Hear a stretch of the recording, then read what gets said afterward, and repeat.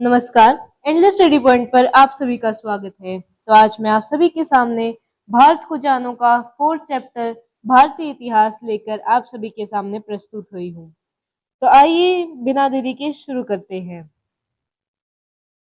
तो हमारा सबसे पहला प्रश्न है, सिंधु घाटी सभ्यता की खोज कब हुई? उत्तर है 1921-22 में।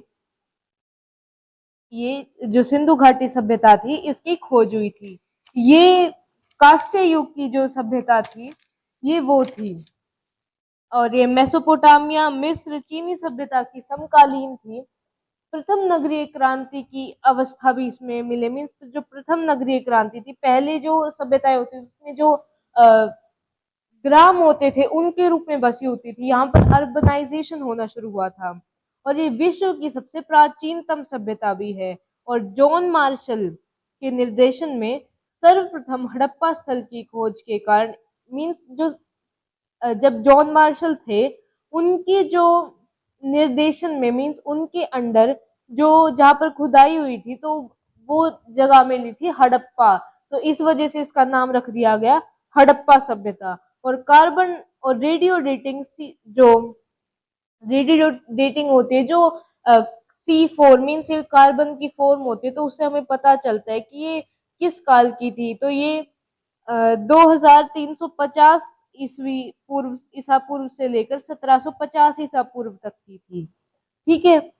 अगला है, सिंधु घाटी की प्रथम खुदाई में कौन से प्राचीन नगर मिले? तो पहला तो हड़प्पा, मैंने आपको अभी बताया कि हड़प्पा पहला मिला था तो इसी के नाम पर रखा गया था। और दूसरा था मोहनजोदड़ो, जो कि 1922 में मिला था। कब मिला था? 1922 में। फिर उसके बाद अगला है, सिंधी भाषा में मोहनजोदड़ो या फिर मोइनजोदड़ो का क्या अर्थ है? उत्तर है इसका मुर्दों का टीला। अब मोहनजोदड़ो कहाँ पर है? मोहनजोदड़ो है लड़काना सिंध पाकिस्तान में। कहाँ पर है? लड़काना सिंध पाकिस्तान में। ठीक है। हमें मोहनजोदड़ो से 3 मुख वाले देवता, पशुपति, नर्तकी जो कि त्रिभंग मुद्रा में खड़ी है, नर्तकी की जो मूर्ति थी वो कांसे की, मीन्स वो कांसे उसकी कॉपर की मूर्ति थी वो। विशाल अन्नागार मिला है। अन्नागार मीन्स ग्रेनरी। ठीक है। अब हड़प्पा कहाँ स्थित है? हड़प्पा है साहिवाल, पंजाब पाकिस्तान में। ठीक है। यहाँ पर हमें मोरों पर एक श्रृंगी पशु, मीन्स एक श्रृंगी मीन्स जिसका एक सींग था, मीन्स यूनिकॉर्न जैसा था। ठीक है। यहाँ पर हमें अन्नागार मिला, शंख का बैल मिला, कब्रिस्तान मिला, और माता देवी की मूर्ति मिली। अगला है, मोहनजोदड़ो में मकान किस चीज के बने मिले हैं? तो मोहनजोदड़ो है, वहां पर हमें जो मकान है वो पक्की ईंटों के बने हुए मिले हैं। ठीक है। और यहाँ का जो ड्रेनेज सिस्टम था वो भी बहुत अच्छा था। ठीक है। नेक्स्ट है, सिंधु घाटी के लोग मुख्यतः किस देवता की पूजा करते थे? उत्तर है पशुपति शिव की। और पशुपति शिव की मूर्ति हमें मोहनजोदड़ो से भी मिली है। ठीक है। ये सील पर भी बना देते थे कई बार, पशुपति की जो मूर्ति थी या फिर देवता की जो एक पिक्चर थी वो बना देते थे। नेक्स्ट है, ऋग्वेद की ऋचाओं की रचना किस नदी के किनारे की गई? उत्तर है सरस्वती नदी। और सरस्वती नदी का पुराना नाम या फिर दूसरा नाम क्या है? दृश्यवती नदी। ठीक है। अगला प्रश्न है, शाक्य गणतंत्र किस राज्य में विकसित हुआ? इसका उत्तर है कपिल वस्तु में। अच्छा, शाक्य जो गणराज्य था या फिर गणतंत्र था, महात्मा जो बुद्ध थे वो इसी गणराज्य से थे, और उनके पिता का नाम शुद्धोदन था, उनकी माता का नाम महामाया था। पर कुछ दिनों महात्मा बुद्ध के जन्म के कुछ दिनों बाद उनकी मृत्यु हो गई थी। अगला है, लिच्छवी गणतंत्र की राजधानी कहाँ थी? उत्तर है वैशाली। लिच्छवी गणतंत्र से जो महावीर स्वामी है वो थे। महात्मा बुद्ध किस राजवंश से संबंधित थे? उत्तर है शाक्य राजवंश से। किस भारतीय राजा ने वीरता पूर्वक सिकंदर का सामना किया? इसका उत्तर है पोरस या पुरु ने। ठीक है, जो पोरस था उसने वीरता पूर्वक, जब वो हार गए थे तो उन्होंने, सिकंदर ने कहा कि तुम्हें क्या दंड दिया जाए, तो जो पोरस था उसने कहा था कि मेरे साथ वही व्यवहार किया जाए जो एक राजा दूसरे राजा के साथ करता है। ठीक है, नेक्स्ट है, किस भारतीय राजा ने सिकंदर का स्वागत करके सर्वप्रथम उसकी ही अधीनता स्वीकार, स्वयं ही उसकी अधीनता स्वीकार कर ली थी? आम्बिक ने।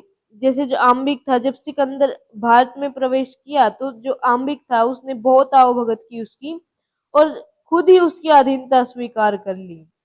ठीक है, नेक्स्ट है, मौर्य साम्राज्य स्थापित करने के लिए चंद्रगुप्त ने किस राजा को परास्त किया? उत्तर है सम्राट धनानंद को। धनानंद नंद वंश का आखिरी राजा था। इसका जो राज था वो चंद्रगुप्त ने चाणक्य की मदद से खत्म कर दिया था। ठीक है,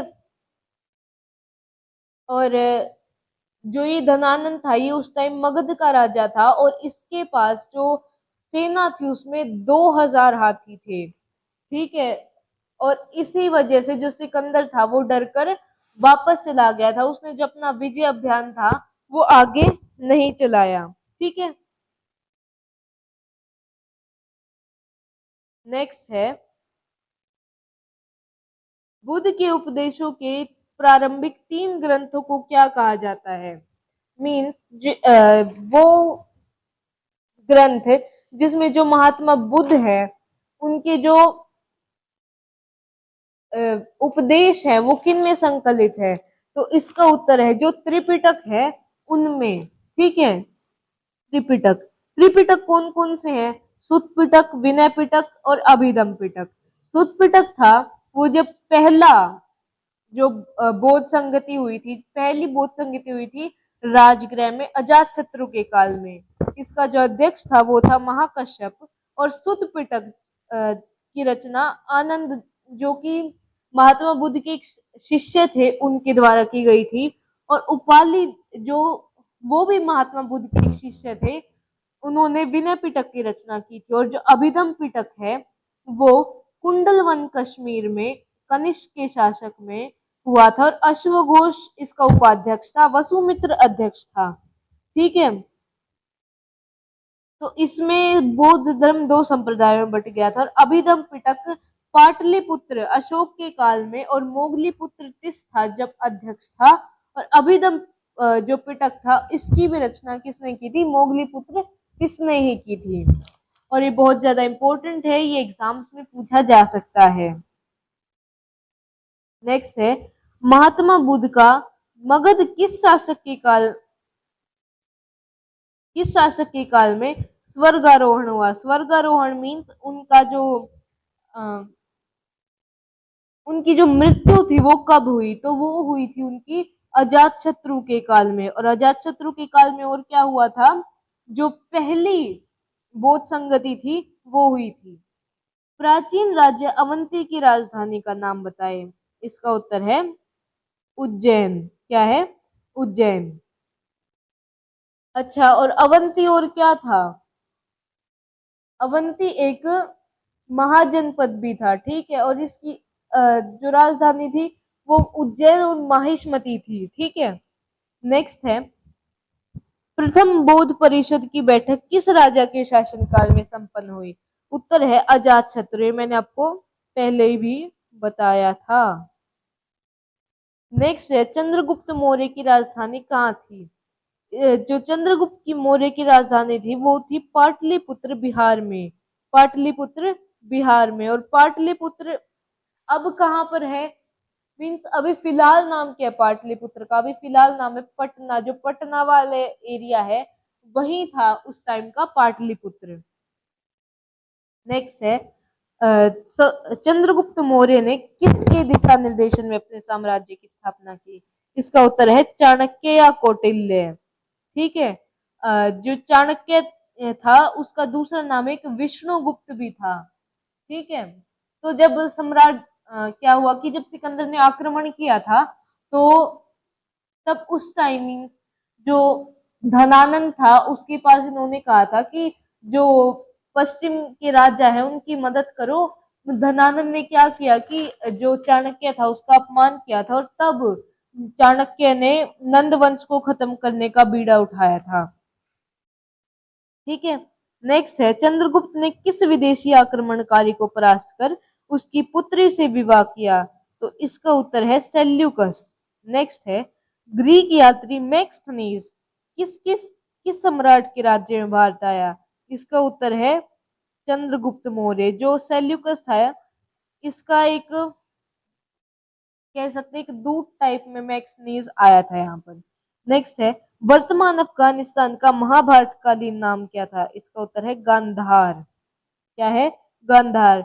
और जो गांधार है, ये एक उस टाइम का महाजनपद भी था, और जो गांधारी थी, जो दुर्योधन की माँ थी, वो गांधार की ही थी, वो तभी उसका नाम गांधारी था।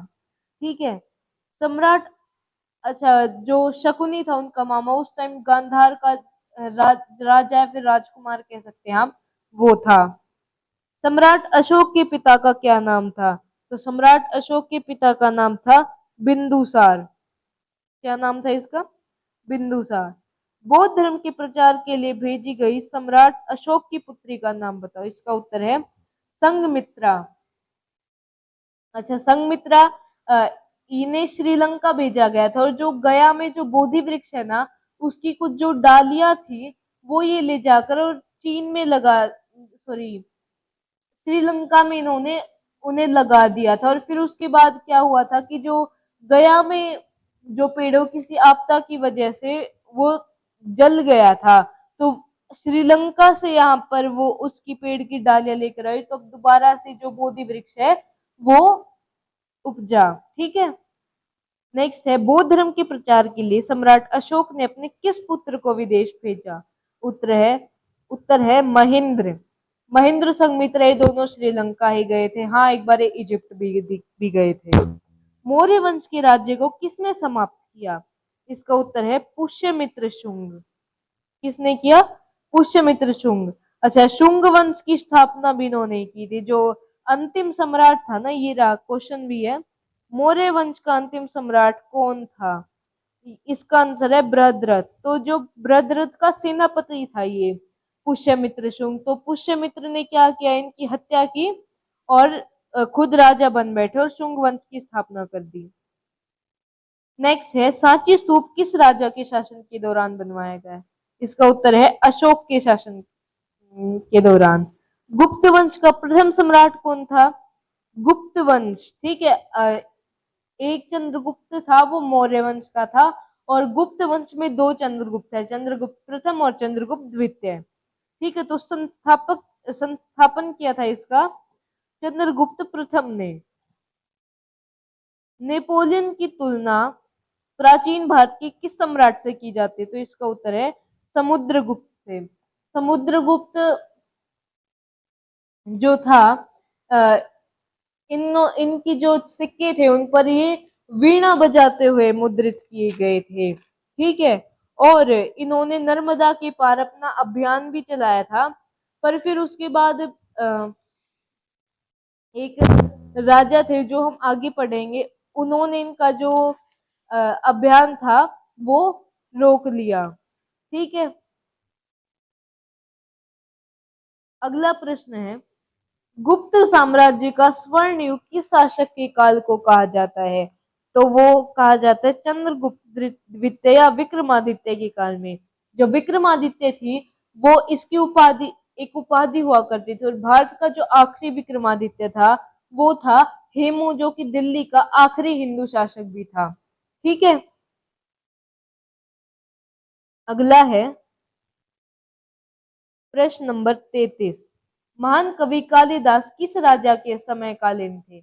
समकालीन या समकालीन, तो वो थे चंद्रगुप्त द्वितीय या विक्रमादित्य के। ठीक है, तो जो कालिदास थे, वो इनके जो नवरत्न थे उनमें भी शामिल थे। नवरत्न खाली अकबर के नहीं थे, इनके भी नवरत्न थे, जिसके अंदर जो वराहमिहिर थे वो भी शामिल थे। नेक्स्ट है, गुप्त वंश में विक्रमादित्य की उपाधि किसने धारण की? इसका उत्तर है चंद्रगुप्त द्वितीय ने। गुप्त वंश के उस राजा का नाम बताओ जिसने दक्षिण में विजय अभियान प्रारंभ किया था और वे कुशल वीणा वादक भी थे। इसका उत्तर है समुद्रगुप्त ने। ठीक है। प्राचीन भारत के उस राजा का नाम बताओ जिसके राज्य मंडल के मंत्रियों को नवरत्न कहा जाता था। उत्तर है इसका चंद्रगुप्त विक्रमादित्य। नेक्स्ट है, किस प्राचीन हिंदू शासन काल में स्थापत्य कला अपने चरम पर थी? क्या थी? स्थापत्य कला अपने चरम मीन्स अपने जो सबसे हाईएस्ट लेवल था उस पर थी। वो है गुप्त काल में। तभी जो गुप्त काल है उसे स्वर्णिम काल या फिर स्वर्ण काल भी कहा जाता है। अच्छा, दिल्ली में कुतुब मीनार के पास स्थापित ऐतिहासिक लौह स्तंभ का निर्माण किस राजा ने करवाया? इसका उत्तर है चंद्रगुप्त द्वितीय। ये महरौली में है और आज तक जो ये लौह स्तंभ है इसके जंग नहीं लगा है। ये बिल्कुल वैसा का वैसा है, क्यों? इसमें जो फॉस्फेट्स है उनकी जो मात्रा है वो बहुत ज्यादा है। ठीक है। नेक्स्ट है, गुप्त साम्राज्य की शक्ति का अंत किसने किया? किसने किया? हूणों ने किया। ठीक है। हूण एक जनजाति होती थी। शुंग वंश की नींव किसने रखी? मैंने पहले ही बताया था, पुष्यमित्र ने। किसने? पुष्यमित्र शुंग ने।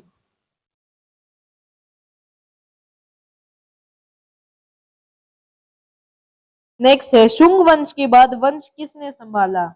तो किसने संभाला? कण्व वंश ने संभाला। ठीक है। कण्व वंश के संस्थापक का नाम क्या था? वासुदेव। क्या था? वासुदेव। सम्राट कनिष्क किस राजवंश से थे? कुषाण राजवंश से। और इनकी राजधानी क्या थी? पुरुषपुर या फिर पेशावर। बुद्ध चरितम के लेखक अश्वघोष किस राजा के दरबार में थे? तो वो थे कनिष्क के दरबार में। और जो इन्होंने और क्या लिखा था? इन्होंने एक बुद्ध चरितम भी लिखा था अश्वघोष ने। और जो चौथी बौद्ध संगति हुई थी, चौथी और आखिरी बौद्ध संगति हुई थी, उसके ये उपाध्यक्ष भी थे। ठीक है। सातवाहन वंश के राजा वर्तमान भारत के किस क्षेत्र के शासक थे? ठीक है। कौन से? जो सातवाहन वंश था, इसमें जो सातवाहन वंश थे, ये इन्होंने कर मुक्त ग्राम दान शुरू किया था। ग्राम दान मीन्स गांव का दान।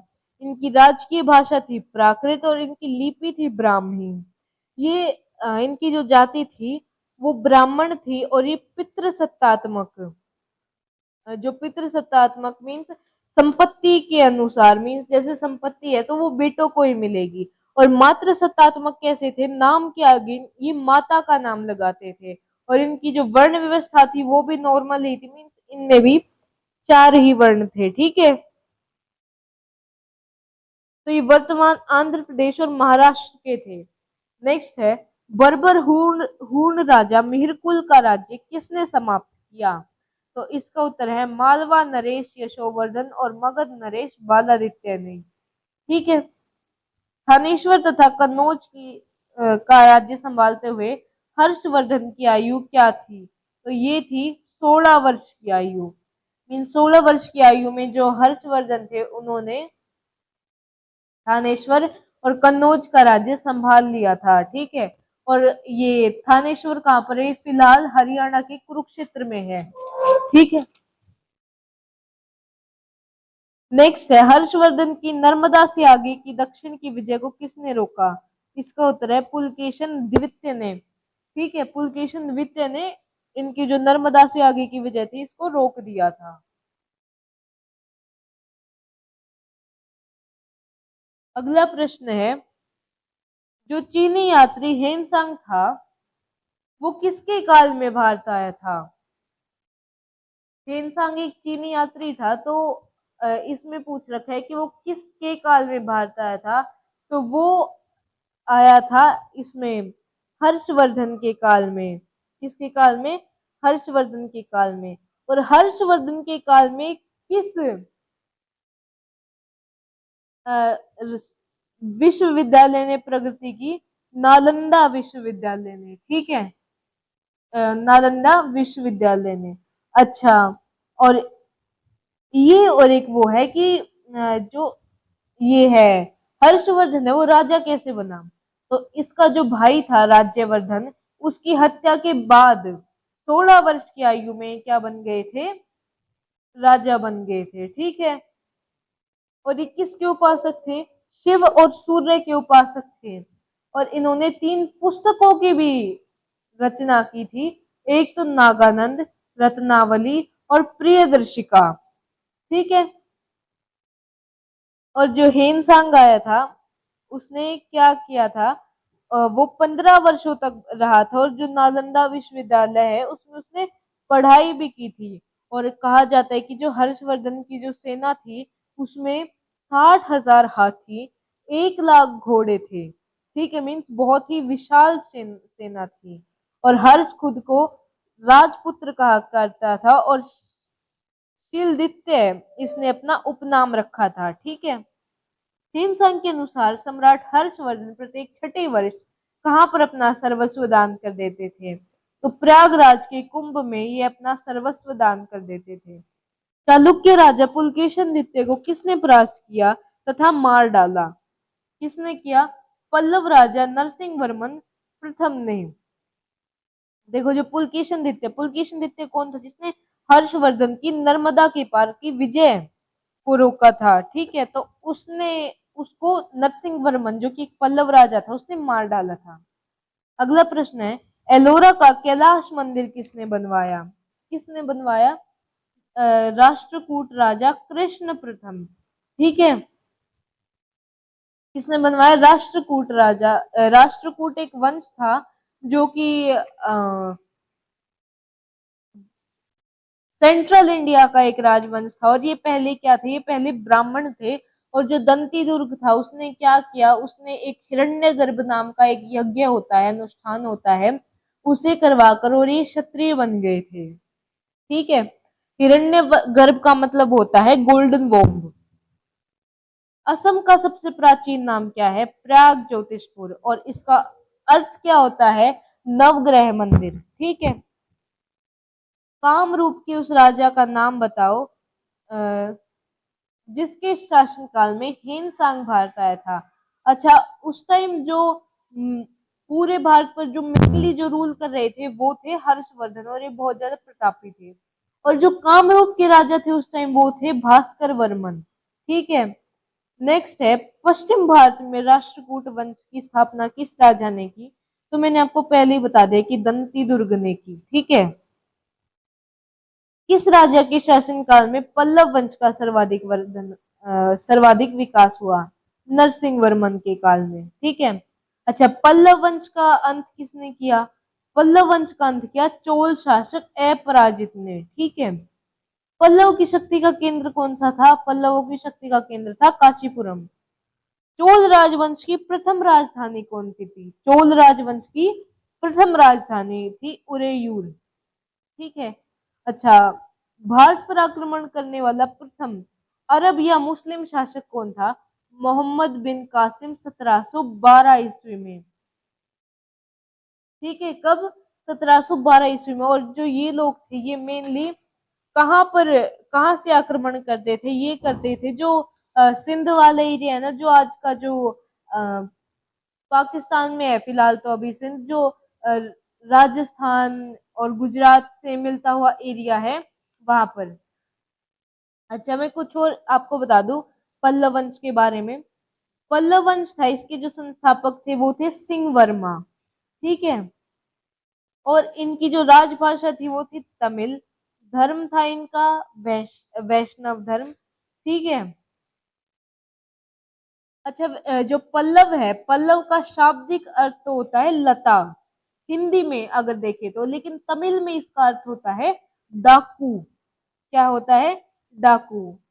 और इसमें जो नरसिंह वर्मन था वो सर्वाधिक शक्तिशाली था, और पुलकेशन द्वितीय को हराकर इसने किसकी उपाधि ली थी, वातापी कोंड की उपाधि ली थी। ठीक है, किसकी ली थी, वातापी कोंड की।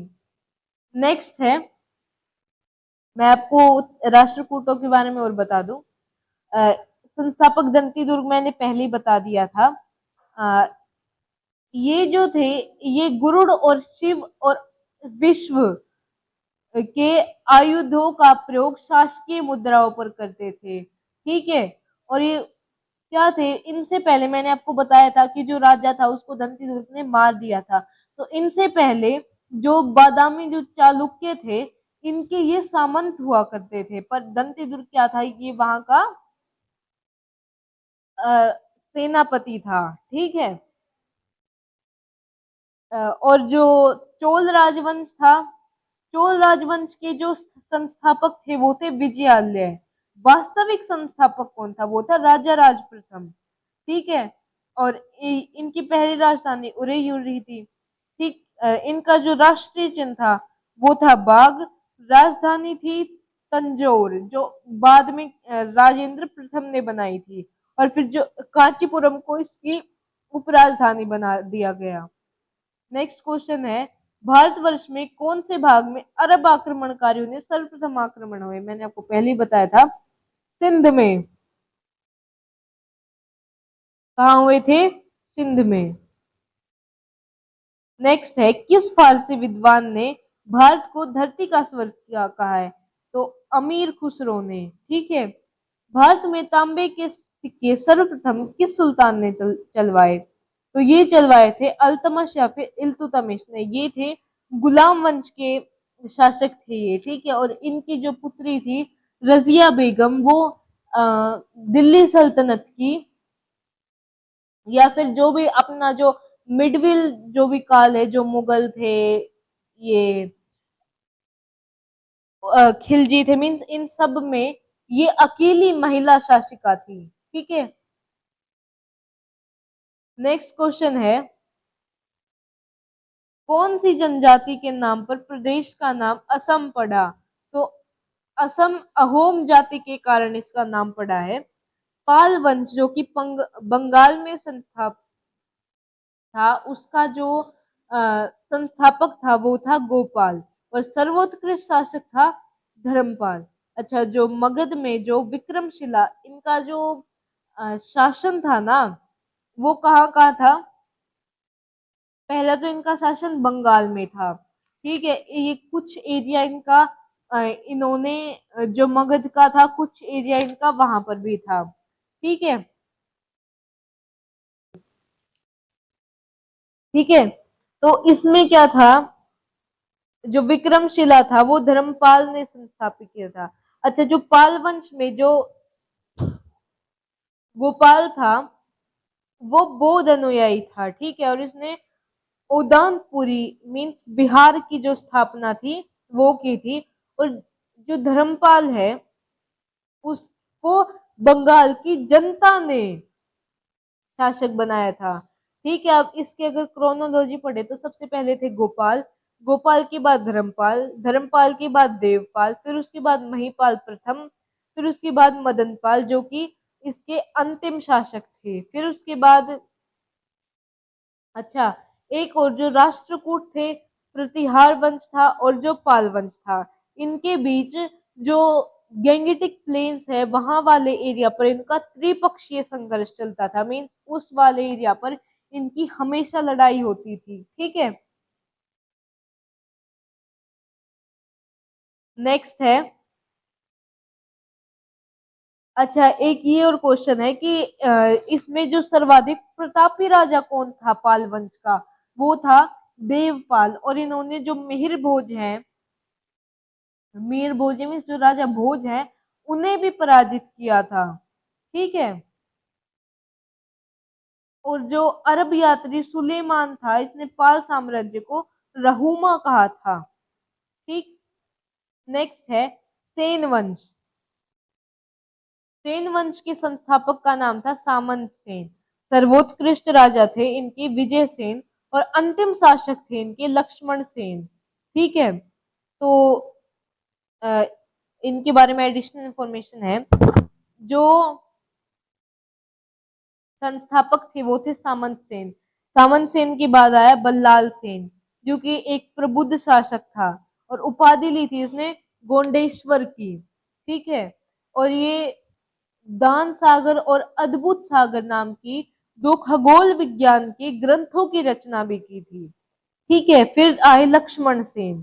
ठीक है। और प्राचीन भारत की सबसे लंबी उपाधि दी थी इन्हें, परम भागवत अरिराज मदन शंकर। ठीक है, और पूरी काशी और प्रयाग में विजय स्तंभ स्थापित करवाए। ठीक है, नेक्स्ट क्वेश्चन है, महमूद गजनवी ने भारत पर कितनी बार आक्रमण किया? तो महमूद गजनवी ने भारत पर 17 बार आक्रमण किया, और एक बार जब ये सोमनाथ का जो शिवलिंग था वहां से ये बहुत सारा धन लूट कर लेकर गए थे, पर सोमनाथ की ओर जब ये बढ़ रहे थे तो एक राजस्थानी एक राजपूती वीर थे जिनका नाम था घोगा बापा, तो उन्होंने इसे रोकने की भी कोशिश की, पर जो ये इसने अपना जो विजय अभियान आगे चला, जो सोमनाथ में जो भगवान शिव का जो शिवलिंग था उसे तुड़वाकर और इसने मक्का मदीना की जो सीढ़ियां थी वहां पर लगवा दिया था, और इसे मूर्ति भंजक भी कहा जाता था। और ये चक्र स्वामी की मूर्ति यानी भगवान विष्णु की मूर्ति भी यहाँ से लूट कर लेकर गया था। नेक्स्ट क्वेश्चन मैंने आपको बता ही दिया, सोमनाथ की ओर बढ़ रहे महमूद गजनवी को रोकने के लिए किस राजस्थानी वीर ने संग्राम किया? घोगा बापा ने। नेक्स्ट है, सोमनाथ के पवित्र मंदिर पर किस मुस्लिम आक्रमणकारी ने आक्रमण किया? उत्तर है महमूद गजनवी। किसने किया? महमूद गजनवी ने। नेक्स्ट है, तराइन का प्रथम युद्ध किन किन के बीच हुआ? मीन्स जो प्रथम युद्ध था, तराइन का जो प्रथम युद्ध था वो किन किन के बीच हुआ? पृथ्वीराज चौहान और मोहम्मद गोरी। ठीक है, पृथ्वीराज चौहान ने मोहम्मद गोरी को कितनी बार परास्त किया? 16 बार परास्त किया। जो पृथ्वीराज चौहान तृतीय थे, ठीक है, इन्होंने 16 बार परास्त किया। और जो तराइन का दूसरा युद्ध था उसमें मोहम्मद गोरी ने धोखे से पृथ्वीराज चौहान को क्या किया? हरा दिया। ठीक है, जो जयचंद था, जो ये पृथ्वीराज चौहान थे, वो एक शासक थे जयचंद, उनकी जो पुत्री थी संयोगिता, उनका स्वयंवर में से हरण करके लाए थे, और इसी का प्रतिशोध लेने के लिए जो जयचंद था वो किसकी तरफ मिल गया था? वो मोहम्मद गोरी की तरफ मिल गया था। ठीक है, लेकिन फिर बाद में चंदावर के युद्ध में भी वो हारा गया, हरा दिया गया। पृथ्वीराज चौहान की अस्थियां कहाँ पर रखी गई? गजनी अफगानिस्तान में। ठीक है, कन्नौज के राजा जयचंद और मोहम्मद गोरी के बीच किस स्थान पर भीषण युद्ध हुआ? तो वो हुआ था चंदावर 1194 ईस्वी में। ठीक है, दास वंश या गुलाम वंश की नींव दिल्ली में किसने रखी थी? तो वो रखी थी कुतुबुद्दीन ऐबक ने। ठीक है, ये मोहम्मद गोरी का एक गुलाम था। नेक्स्ट है, गुलाम वंश के किस राजा को दरवेश राजा कहा जाता है? तो इसका उत्तर है नसीरुद्दीन महमूद को। ठीक है, भारत में सूफी मत के संस्थापक कौन थे? तो वो थे ख्वाजा मोइनुद्दीन चिश्ती। ठीक है, नेक्स्ट क्वेश्चन है, भारत में प्रचलित हुए प्रमुख सूफी सिलसिले या फिर संप्रदाय कौन से थे? वो थे चिश्तिया, सुहारवर्दी, नक्शबंदी, कादरी, फिरदौस और एक फिरदौसी। ठीक है, ये थे। नेक्स्ट है, गुलाम वंश का अंत किसने किया? किसने किया? जलालुद्दीन खिलजी ने। जलालुद्दीन खिलजी ने क्या किया? गुलाम वंश का अंत कर दिया और खिलजी वंश की स्थापना की। ठीक है, अच्छा, अब दिल्ली सल्तनत के दौरान कितने राजवंशों ने दिल्ली पर राज्य किया? तो 5 ने। पहला था गुलाम वंश, दूसरा था खिलजी वंश, तीसरा था तुगलक वंश, फिर चौथा था सैयद वंश, और पांचवा था लोधी वंश। ठीक है, फिर उसके बाद था एकमात्र मुस्लिम महिला शासक रजिया बेगम किस वंश की थी? तो वो थी गुलाम वंश की, और उनके पिता का नाम था इल्तुतमिश या अल्तमश। नेक्स्ट है, खिलजी वंश में कुल कितने शासकों ने राज किया? मात्र 3 ने। पहले थे जलालुद्दीन खिलजी था, दूसरा था अलाउद्दीन खिलजी, तीसरा था कुतुबुद्दीन मुबारक खिलजी। ठीक है, तुगलक वंश के संस्थापक का नाम था गयासुद्दीन तुगलक। क्या था? गयासुद्दीन तुगलक। ठीक है, अच्छा, जो ये इसमें जो अलाउद्दीन खिलजी था, इसने क्या किया? जो राजस्थान या फिर जो दक्षिण के हिंदू राजा हैं उनकी खिलाफ पहला मुस्लिम हमला इसी ने शुरू किया था, और जो मेवाड़ की जो महारानी थी, महारानी पद्मावती, उन्होंने इसकी बुरी नजर से बचने के लिए जौहर किया था। और उन्होंने जो जौहर किया था उसमें जो 16,000 जो रानियां थी और जितनी भी महिलाएं थी, उन्होंने मिलकर अग्निकुंड में, एक अग्निकुंड था तो उसमें उन्होंने क्या कर लिया था, उन्होंने जौहर कर लिया था। और इनके जो पति थे, रावल जो रतन सिंह थे, उन्हें धोखे से कैद कर लिया गया था। और फिर उसके बाद जो गोरा और बादल जो कि बहुत ही ज्यादा ताकतवर सेनापति थे, उन्होंने क्या किया, वो इन्हें बचा कर लाए और फिर युद्ध में दोबारा से अलाउद्दीन खिलजी ने धोखा किया और फिर वो युद्ध में वीरगति को प्राप्त हो गई। नेक्स्ट है तैमूर लंग के आक्रमण के समय भारत के राजा कौन थे? तैमूर लंग कौन था? एक मंगोल राजा था। तो उस टाइम थे सुल्तान महमूद तुगलक। नेक्स्ट है सैयद वंश के संस्थापक का नाम था खिज्र खां। लोधी वंश के संस्थापक का नाम था बहलोल लोधी। ये जो क्वेश्चंस हैं ये बहुत ही ज्यादा इंपॉर्टेंट है, ये आ सकते हैं कि किस वंश का संस्थापक कौन था। ठीक है। नेक्स्ट है दक्षिण के हिंदू राज्यों के खिलाफ पहला मुस्लिम हमला किस सुल्तान ने किया? तो उत्तर है अलाउद्दीन खिलजी ने। नेक्स्ट है किस शासक के दरबार में मोरक्को का यात्री इब्न बतूता भारत आया? तो मोहम्मद बिन तुगलक के समय में। और इब्न बतूता ने क्या, कौन सी किताब लिखी थी? किताबे रहला। नेक्स्ट है 14वीं शताब्दी में दक्षिण भारत में विजयनगर की स्थापना किसने की? हरिहर तथा बुक्का राय ने जो विजयनगर साम्राज्य था उसकी स्थापना की थी। और जो विजयनगर साम्राज्य के सुप्रसिद्ध राजा थे वो थे कृष्णदेव राय। कृष्णदेव राय आप जानते होंगे यदि आपने तेनाली रामा देखी होगी, तो तेनाली जो रामा थे वो इन्हीं की दरबार में थे। नेक्स्ट है दक्षिण भारत में बहमनी साम्राज्य की संस्थापना किसने की? उसकी की थी हसन अब्दुल मुजफ्फर अलाउद्दीन बहमन शाह, इनका इसका पूरा नाम था। नेक्स्ट है प्राचीन भारत में पांड्य राजा की राजनीतिक तथा सांस्कृतिक केंद्र कहाँ था? इसका उत्तर है मदुरई में था। ठीक है। नेक्स्ट है श्रवण बेलगोला में प्रसिद्ध जैन प्रतिमा गोमतेश्वर की स्थापना किस राजवंश के समय की गई? तो यहाँ पर ये आंसर नहीं है, मैं आपको वैसे बता देती हूँ। जो गंग राजवंश था उसने इसकी स्थापना की थी। धन्यवाद। आज के लिए बस इतना ही। आशा करती हूँ कि आपको ये पसंद आया होगा।